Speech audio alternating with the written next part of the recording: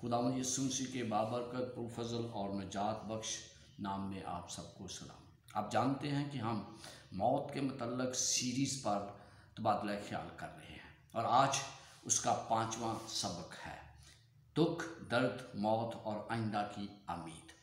ये हमारा 3 महीने की इस समाही का इनवान है और इसमें हम बहुत सी बातों पर गौर कर रहे हैं क्योंकि मौत के मतलब कलीसियाओं में मुख्तलिफ नज़रियात पाए जाते हैं, लेकिन हम बाइबल मुक़द्दस की रूह से सीखते हैं कि हकीकत में बाइबल क्या कहती है। तो आए हम इससे पहले कि सीखें, खुदावंद से दुआ करते हैं कि वो मुक़द्दस समय अता करे ताकि हम उसकी रहनुमाई में खुदा के कलाम को समझ सकें। आइए अपने सर को झुकाएं और दुआ मांगें।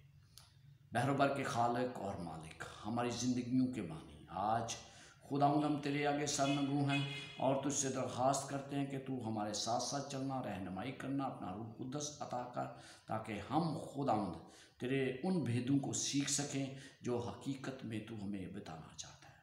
तू खुदावंद अपना रूह कुद्दस हम सब पर नाज़िल फरमा। मांगता हूँ तेरे प्यारे बेटे यीशु मसीह के वसीले से। हमारा इस हफ्ते का इनवान है कि सलीब से पहले मुर्दों का जी उठना, यानी कि यीशु मसीह की सलीब पर कुर्बानी से पहले बहुत से मुर्दे जी उठे थे। तो आज हम उन पर तबादला ख्याल करेंगे और देखेंगे कि किस तरह हम उन्हें बेहतर तरीके से समझ सकते हैं। पिछले हफ्ते हमने सीखा था अहद अतीक में पाई जाने वाली उम्मीद, और जिसमें हम देखते हैं कि अय्यूब ने मौत के मतलब क्या कहा। उसे उम्मीद थी कि अगरचा ये जिस्म उसका तबाह हो जाएगा, लेकिन एक दिन वो अपने मनजी निजात दहिंदा को देखेगा। वो इसे सोचता था कि उसकी खाल अगरचा तबाह हो जाए, अगरचा उसका जिस्म फना हो जाए, लेकिन वो एक दिन के इंतज़ार में था जब वो खुदा को देखेगा। इसके अलावा हम देखते हैं कि दाऊद ने हमें ये बताया कि किस तरह पताल के अंदर इंसान मर जाता है, लेकिन उसके बावजूद एक दिन ये जिस्म के साथ जी उठेगा, एक नया जिस्म खुदा देगा जो लाफानी होगा। इसके साथ साथ हमने ये भी देखा कि यशाया नबी ने हमें बताया कि वो वक्त आने वाला है जब तमाम तरह की खुदा के लोग जी उठेंगे। इन 3 मसालों में हमने रास्तबाजों के मतलब सीखा था, लेकिन दानिएल 12वें बाब में हमने नारास्त और रास्तबाजों की क़यामत के बारे में सीखा।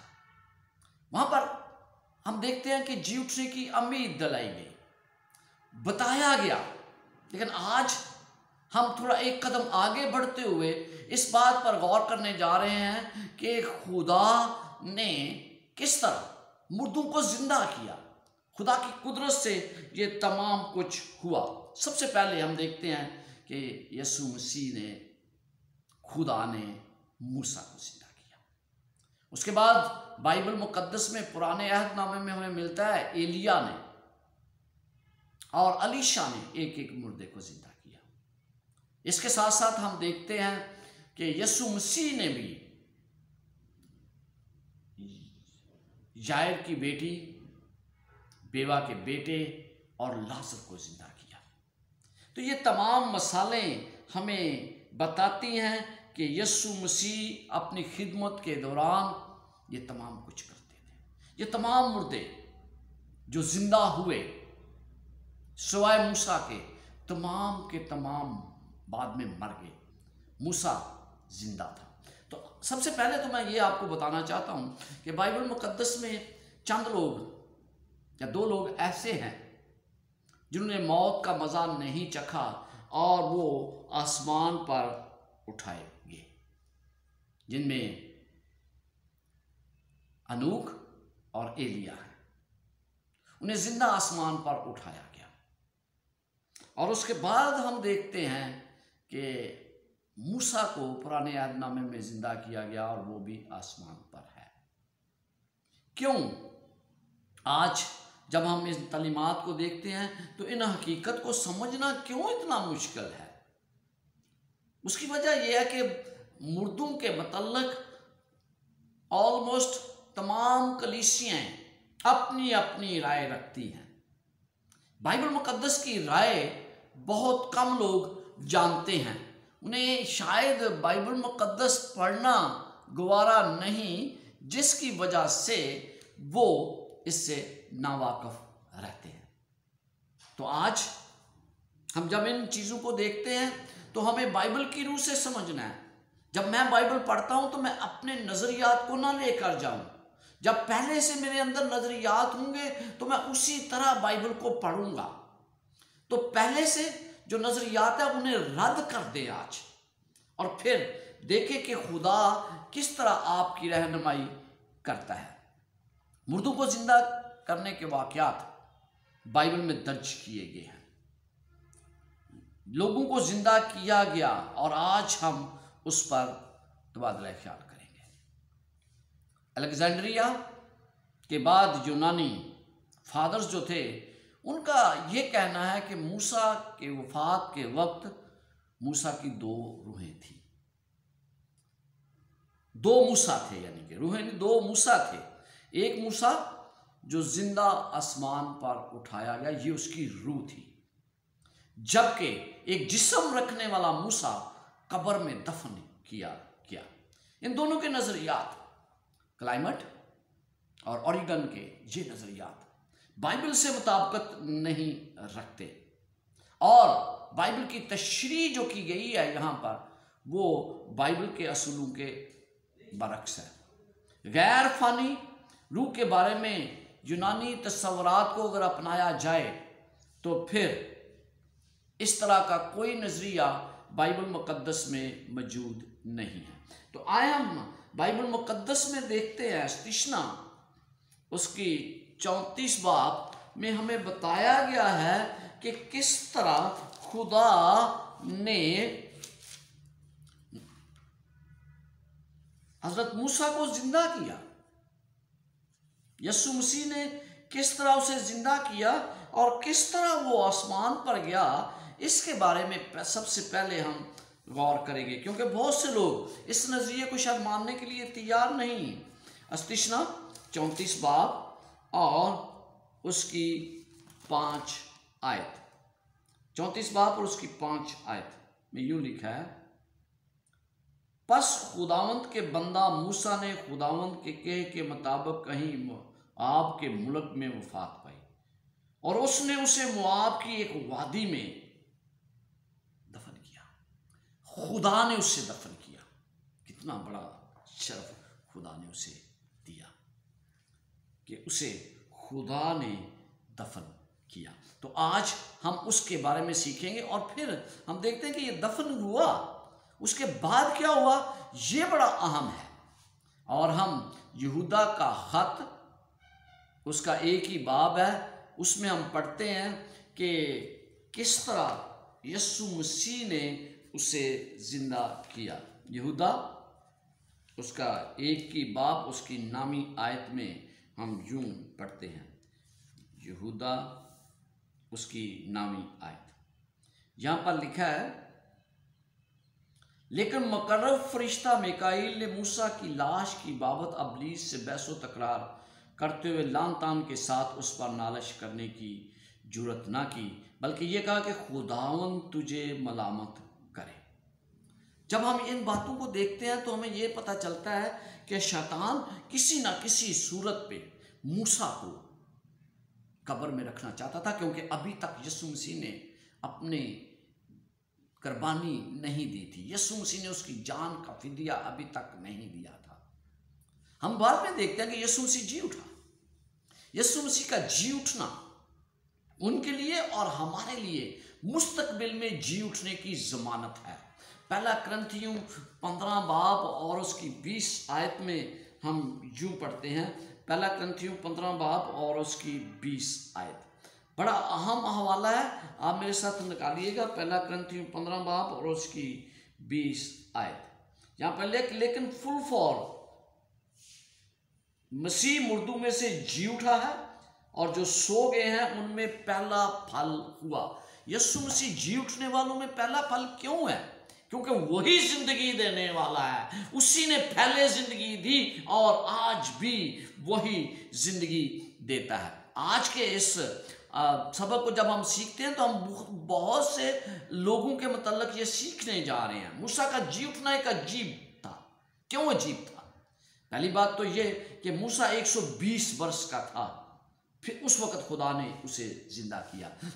जिसने भी मुर्दे जिंदा किए गए वो नौजवानी की हालत में थे। इसके साथ साथ हम देखते हैं कि मूसा के जी उठने के बाद उसे किसी ने नहीं देखा। हमें इलाही मुकाशफा के जरिए पता चलता है, जैसे यहूदा 9 बाब मैंने पढ़ा, उसमें के जरिए हमें पता चलता है कि वो जी उठा था और यीशु मसीह ने उसे जिंदा किया था। और जिस तरह हम जिंदा किए जाएंगे उसी तरह मूसा को जिंदा किया गया, यानी लाफानी जिस्म के साथ, लाफानी बदन के साथ। और फिर पहला कुरिन्थियों 15 बाब और उसकी 52 आयत में हमें पता चलता है कि ये लाफानी बदन होगा, लिखा है, और ये एक दम में, एक पल में पिछला नरसिंगा फूंकते ही होगा, क्योंकि नरसिंगा फूंका जाएगा और मुर्दे गैर फानी हालत में उठेंगे और हम बदल जाएंगे। ये उसके साथ तमाम कुछ हुआ, वो दोबारा मरा नहीं।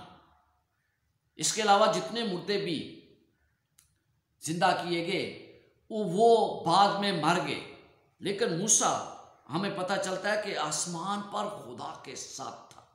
और ये हमें इलाही मुकाशवा के जरिए पता चलता है। और हम देखते हैं कि वो जिंदा था।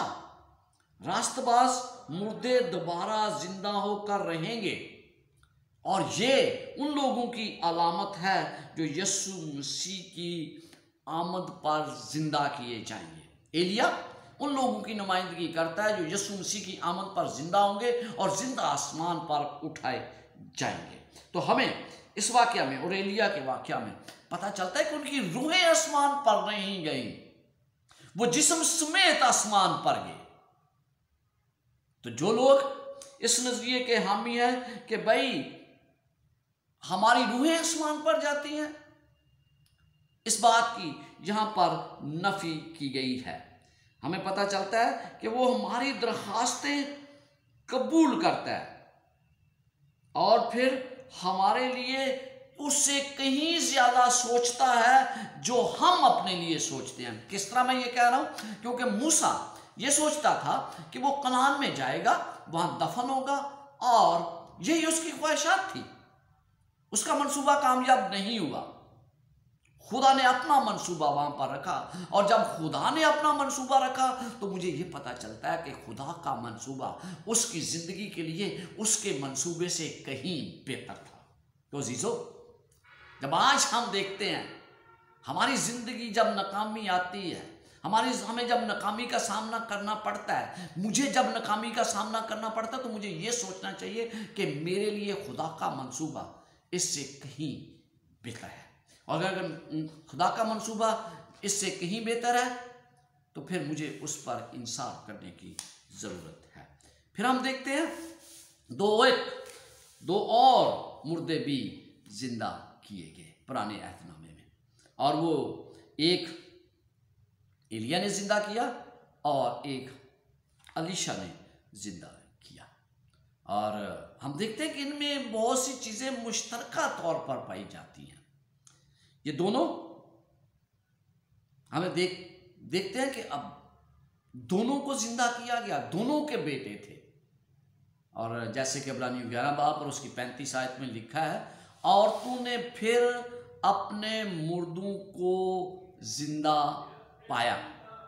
हमें यह पता चलता है कि इन औरतों ने जिंदा पाया सारपत की बेवा, जिसको इसराइल की बरगश्ती के दौरान जहां पर एलिया को भेजा गया, एलिया वहां गया और उसने इस के साथ जिंदगी बसर करने के लिए खुदा ने उसे हुक्म दिया, क्योंकि खुशकसाली का वक्त था, कोई खुराक नहीं थी, ये बेदीनी का दौर था, एजबल और अखियाब का दौर था, जहां पर इसराइली कौम बुत प्रस्ती की तरफ माइल थी। और यहां पर एलिया जो है वो एक बेवा के पास जाता है, सारपत की बेवा के वो उससे कहता है कि तू सबसे पहले मुझे खाना दे। कहती है मेरे पास खाना नहीं है, मैं भी लकड़ियां चुन रही हूं, इसके बाद मैं अपने बेटे के लिए खाना बनाऊंगी और इसके बाद मुझे नहीं पता मेरा खाना कहां से आएगा। तो खुदा का नबी ये कहता है कि मुझे पहले बना के दे। मुझे कह सकती थी नहीं तुझे नहीं, पहले ये बच्चा है, इसको पहले मैं खाना दूंगी, लेकिन ऐसा नहीं हुआ। उसने नबी की बात मानी और फिर हम देखते हैं कि उसके घर से आटा और तेल खत्म नहीं हुआ जब तक उस मुल्क में काला, या जब तक एलिया उसके घर में रहा। दूसरी कहानी हम पढ़ते हैं अलीशा की। अलीशा शोनीम में एक औरत के पास गया। ये अमीर औरत थी और उसकी कोई औलाद नहीं थी। जब खुदा के नबी ने उसके लिए दुआ की तो उसके यहां औलाद पैदा हुई। वो बच्चा बड़ा हुआ, नौजवान था, मर गया, तो फिर एलिया ने उसको जिंदा किया। ये दो वाकयात हैं जो हमें ये बताते हैं कि खुदा इन मोजात को करने की ताकत रखता है। ये दोनों माएं अपने ईमान में बड़ी मजबूत थी। उनका ईमान था कि ये नबी ऐसा कर सकते हैं और उन्होंने ऐसा किया भी। हम देखते हैं कि इन दोनों में बहुत सी चीजें मुश्तरका पाई जाती हैं। दोनों ने नबियों की मेहमान नवाजी की, क्योंकि वो जानती थी कि ये खुदा के नबी हैं और इनके अंदर खुदा ने इनके अंदर इतनी कुव्वत डाली है कि उसकी वजह से वो वैसे बरकत होंगी। फिर हम देखते हैं कि जब दोनों के घरों में मौत आई तो दोनों ने नबियों के सामने जाकर दरखास्त पेश की। उन ईमान, जो इस बात का इजहार था कि उनका ईमान है। नबियों ने उस कमरे में मौजदा किया जो उनके लिए मखसूस तौर पर तामीर किया गया था या बनाया गया था, या उनको एक कमरा जो दिया गया था मखसूस तौर पर बनाया गया था। क्यों? वो खुदा के लोगों की खिदमत करना चाहती थी। खुदा के नबियों की खिदमत करने के इवज हम देखते हैं कि फिर दोनों के बच्चे उन्हें वापस मिले। तो इसलिए हमें कभी भी बाइबल की तालीमात को मद्देनजर रखते हुए कभी भी मेहमान नवाजी से इनकार नहीं करना चाहिए, क्योंकि बाइबल मुकद्दस में लिखा है कि बाज ने ना चाहते हुए फरिश्तों की मेहमान नवाजी की है। और ये औरतें, इनका ईमान मजबूत था जिसकी वजह से इन्हें खुद इनकी जिंदगियों में मुजज़ा हुआ। एक बेवा थी, गरीब औरत थी, दूसरी अमीर और शादीशुदा औरत थी। लेकिन मौत जो है वो हर एक पर हमला आवर होती है। मुझे इस बात को यकीनी करना है कि ये मौत हर एक पर हमला आवर होती है। मौत किसी को बख्शती नहीं है, लेकिन खुदा का फजल अमीर हो या गरीब हो, दोनों पर होता है। हम कोई भी हों, खुदा हर वक्त ईमान से भरपूर आवाज को सुनता है। ये तो थी मिसाल कि किस तरह ईमानदारों की बदौलत किस तरह खुदा ने उनकी दुआ को सुना और उन्हें बहाल किया। और इस तरह हम देखते हैं कि उनको वफादारी का अजर मिला। जब इसके आने पर मौत अचानक अपना डंक खो देगी, जब यीशु मसीह आएगा और कब्र से फतह हम हासिल करेंगे। ये दोनों उसकी जिंदा मसाले हैं। इसके बाद हम देखते हैं नए अहदनामे में नैन की बेवा का जिक्र हम पढ़ते हैं। ये ऐसा गांव था जहां पर खुदा खुद दाखिल हुआ, जानते हुए कि यहां पर मुझे किसी की मदद करनी है। बाइबल हमें बताती है कि यीशु मसीह हर जगह शफा देता और नेकी के काम करता आ रहा था। सारी अनाजील इन वाक़या से भरी पड़ी हैं कि यीशु मसीह ने लोगों की जिंदगियों को बदला, उन्हें तब्दील किया। ऐसे भी गांव थे जहां पूरे के पूरे गांव को खुदा ने शिफा दी और वहां कोई बीमार नहीं था। और लोग इस बात का इकरार करने लगे कि यीशु मसीह हकीकत में खुदा है और एक बहुत बड़ा नबी है जो हमें तमाम बीमारियों से शिफा दे सकता है। गलील में खिदमत के दौरान यीशु मसीह बीमारों को शिफा दी और बदरूहों को निकाला। एक बार वो उसके शागिर्द नैन के शहर में दाखिल हो रहे थे। लोग सोगवार थे, लोगों ने उस मुर्दे को उठाया हुआ था।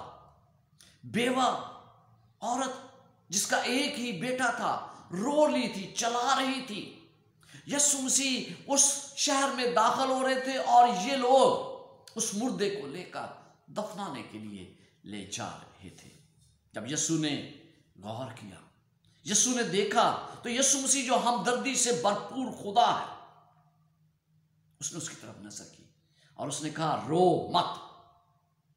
फिर यीशु मुर्दे बेटे की तरफ मुतवज्जो हुआ और उसे हुक्म दिया कि उठ। तो वो बेटा जिंदा हो गया, जिस पर यीशु ने उसे उसकी मां के हवाला कर दिया।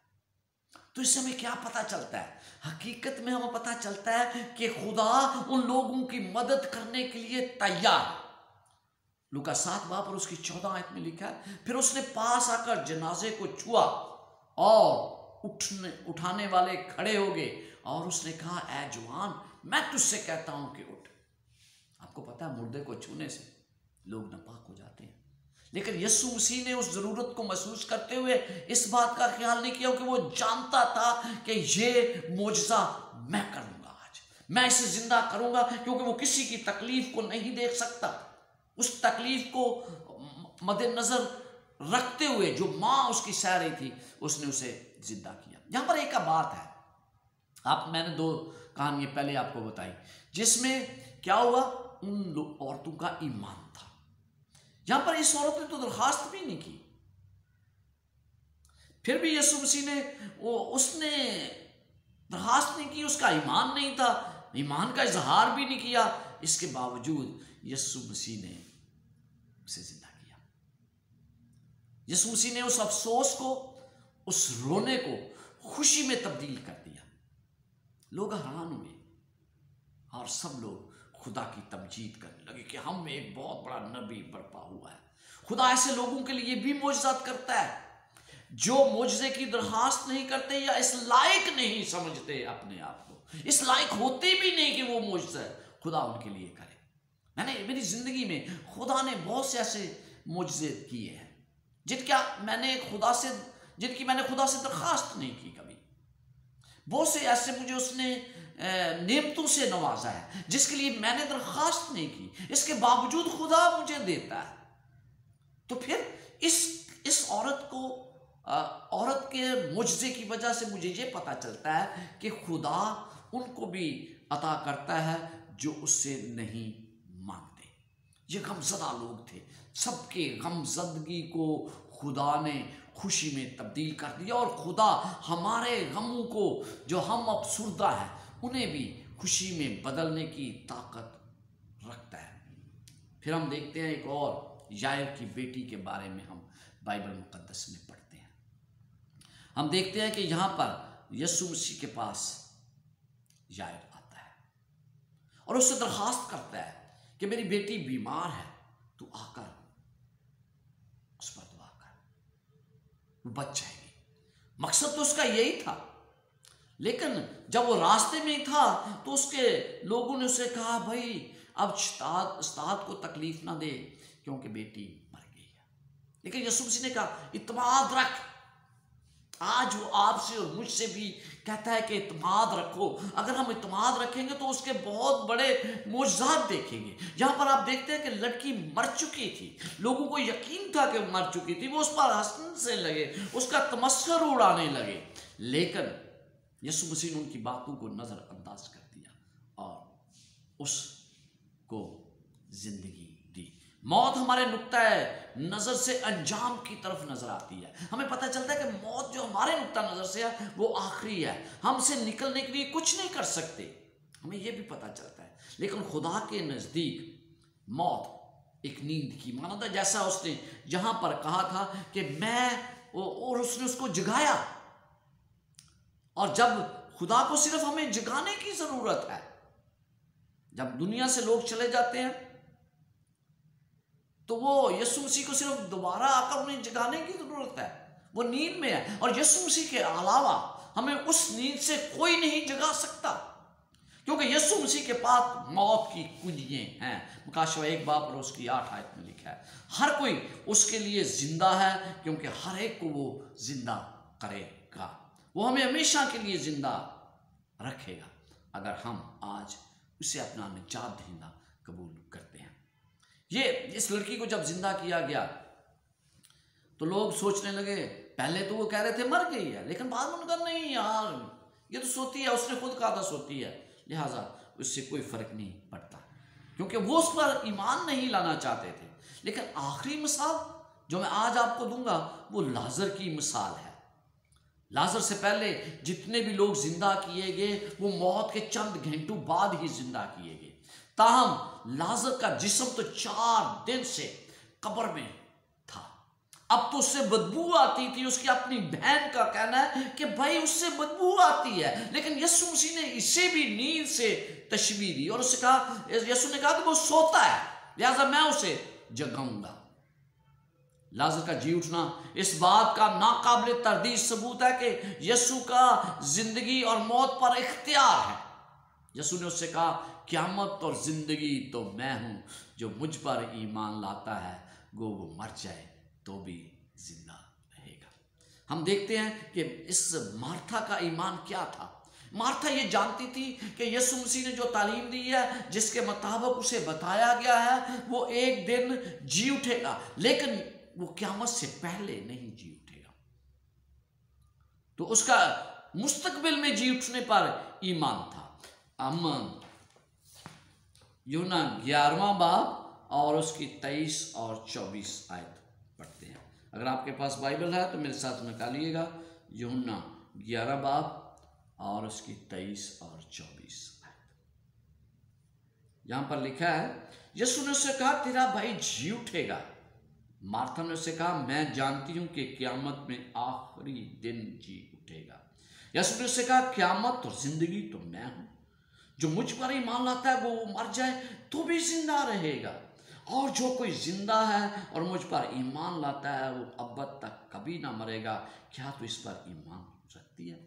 उसने कहा, हाँ खुदावंद, मैं ईमान ला चुकी हूं कि खुदा का बेटा मसीह जो दुनिया में आने वाला था तू ही है। वो ये जानती थी कि यीशु मसीह की दूसरी आमद पर वो जी उठेगा, लेकिन वो ये नहीं सोचती थी कि वो अपने भाई को क़यामत से पहले देख लेगी। वो ये भी नहीं सोचती थी कि उसका भाई आसमान पर चला गया है। हरगिज़ उसकी ये सोच नहीं थी। तो हमने ये तमाम चीजें मैंने आपको क्यों बताई, इन मुर्दों के मतलब क्यों बताया? इनमें से एक भी मुर्दा जो जी उठा, उसने ये नहीं कहा कि मैं तो जन्नत में था, मैं तो वहां पर खुदा के साथ था, आपने मुझे वापस क्यों जिंदगी में बुला लिया है। तो इन तमाम बातों से हमें पता चलता है कि जो जी उठते हैं, जो मुर्दे जी उठते हैं, वो बिल्कुल नींद की तरह उन्हें सुलाया जाता है, और यीशु मसीह की आमद पर ही वो जी उठेंगे। अगर वो कहती है, अगर तू होता यहां पर तो मेरा भाई ना मरता। यकीनन अगर यीशु मसीह बीमार के कमरे में हो तो कभी भी वो शख्स नहीं मर सकता। क्यों? क्योंकि शैतान का इस पर कोई इख्तियार नहीं होता। जिंदगी बख्शने वाले की मौजूदगी में मौत लाजर को निशाना नहीं बना सकती थी।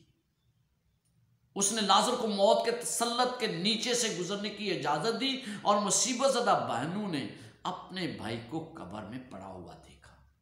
मसीह जानता था कि जैसे ही वो अपने मुर्दा भाई के चेहरे को देखेंगी, निजात दहिंदा पर उसके ईमान की सख्त आजमाइश होगी। और ये आजमाइश आज हम पर भी आती है। आजमाइश होगी, आजमाइश का वक्त होगा, लेकिन वो उन शाहों को तलाश रहा था, उन शाहों को बेहतर बना रहा था जो बाद में ज्यादा फल ला सकेगी। वो जानता था इसकी जद्दोजहद के जिसकी वजह से वो अब गुजर रही हैं, इनका ईमान कहीं ज्यादा ताकत के साथ चमकेगा। और वो वक्त आता है जब हमारा ईमान भी इस ताकत का इजहार करेगा जो हमें मसीह पर है, जिस पर हम ईमान रखते हैं। आखिर में खुदा के चुने हुए लोग अपने जिम्मेदारियों के दौरान मर सकते हैं, गिर सकते हैं, वो इस जहां से चले जाते हैं, लेकिन वो सोते हैं, मरते नहीं हैं। आराम करने के लिए वो उन कब्रों में जाते हैं, और जब तक यीशु मसीह उन्हें बेदार ना करे। लेकिन एक बात याद रखें, यीशु मसीह के बगैर उस नींद से मुझे या आपको या जो हमारे अजीज़ों करब इस दुनिया से चले गए हैं, यीशु मसीह की आवाज़ के बगैर वो जिंदा नहीं हो सकते। यीशु मसीह ही ऐसी हस्ती है जो उस नींद से उन मुर्दों को जगा सकती है। तो आए हम उस पर ईमान लाएं और इस हकीकत को समझें कि मुर्दे हकीकत में कहाँ जाते हैं। मैंने आपको ये तमाम मसाले दिए हैं, आपने इनको सुना है। इनमें से किसी शख्स ने भी मेरे भाइयों ये आकर नहीं कहा कि मैं तो आसमान पर था, या उसने आकर हकीकत बताई हो कि क्या हुआ था। कुछ भी नहीं हुआ, क्योंकि वो जानते ही नहीं थे। वो तो ऐसे ही था जैसे नींद से जाग उठे। तो आए हम बाइबल की हकीकत को समझें, बाइबल की हकीकत को जानें, और जब हम बाइबल की हकीकत को जानेंगे तो फिर हम आज़ाद होंगे, और फिर हमें मौत से खौफ नहीं आएगा, क्योंकि हम सब उसका इंतज़ार करते हैं। एक दिन वो हमारे साथ होगा और हम उसके साथ होंगे। खुदावंद आपके साथ हो रहा।